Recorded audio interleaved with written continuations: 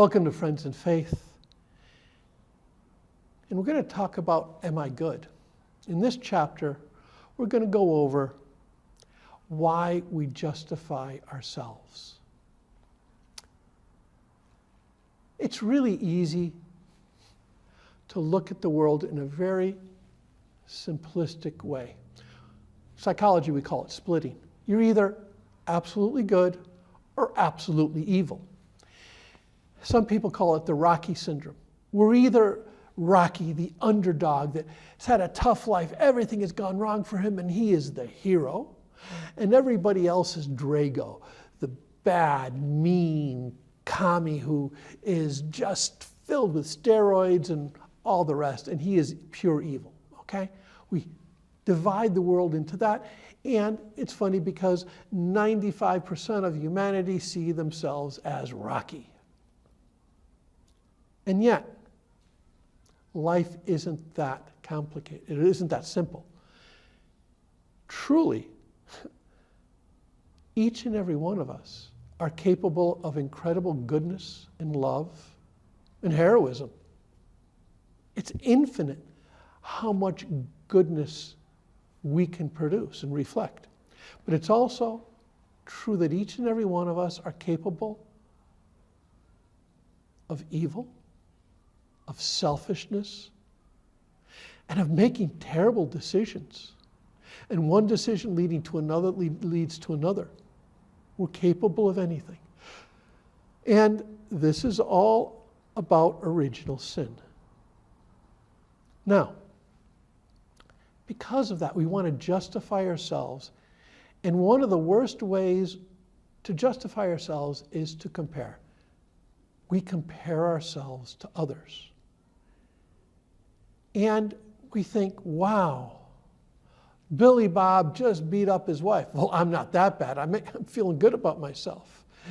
And Maybelline says, well, at least I didn't give drugs to my kids like that person's, and I'm not alcoholic like the other person. And we go and begin to see all these really terrible people, and we say, I'm not that bad.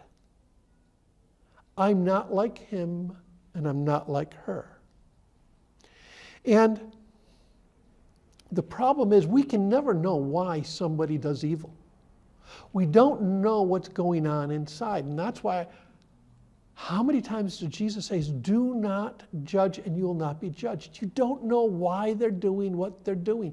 Leave that to me. You can say, objectively speaking, hurting your children is wrong and it's evil.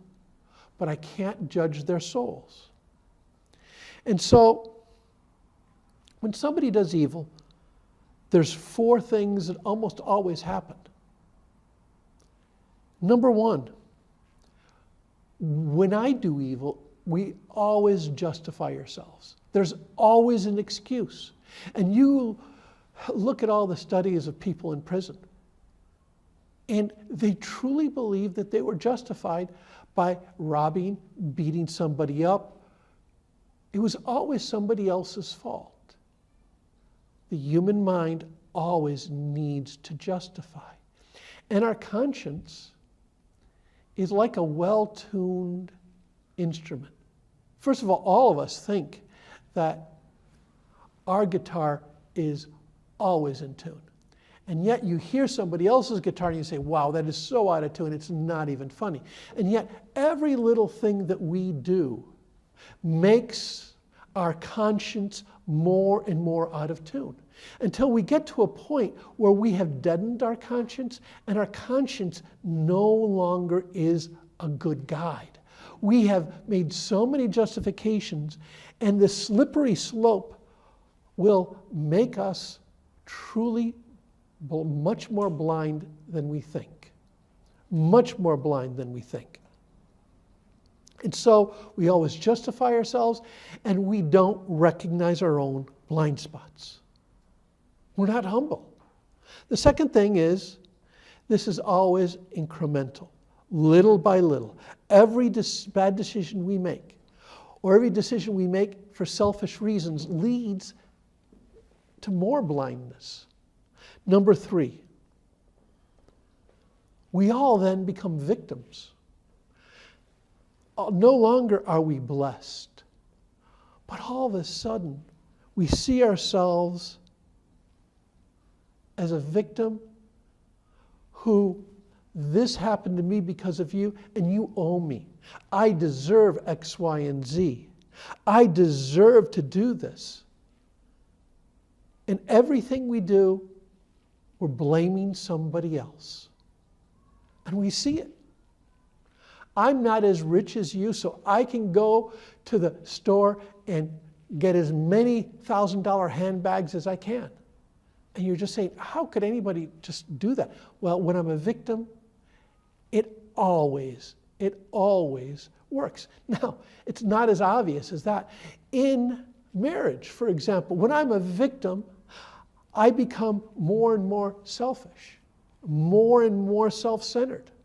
And the problem is, Dr. John Gottman says in marriage, that we understand, that we recognize about 30% of what our spouse does for us, even though we're cognizant of 100% of what we do for them. So we always, the biggest problem is, when we begin to feel like a victim, we excuse our own selfishness. And that makes family life dangerous. So this victimhood is really, really dangerous. We're not accountable to anybody else, and we're free to continue to do what we want to do. Now, here are 7 things to go against this attitude towards justification. Number 1, try to see everyone else as a Rocky, as people who are struggling, people who have had it tough. And we need to root for them. We need to give people the benefit of the doubt. We need to see their potential. In family life, how many times do we fail to give people the benefit of the doubt? And we jump to worst case scenario. I know you. Wow, devastating. Number 2, we need to let go of what I call our ego story. I'm perfect, I'm a good person, No. We need to begin to accept our faults, our defects, and know that I need to try harder and harder every day to try to love more and to try to correspond to God's love and be aware of His love a little bit more every single day. The person who can never admit they're wrong is a very difficult person to live with, especially because he is so insecure, or she is so insecure.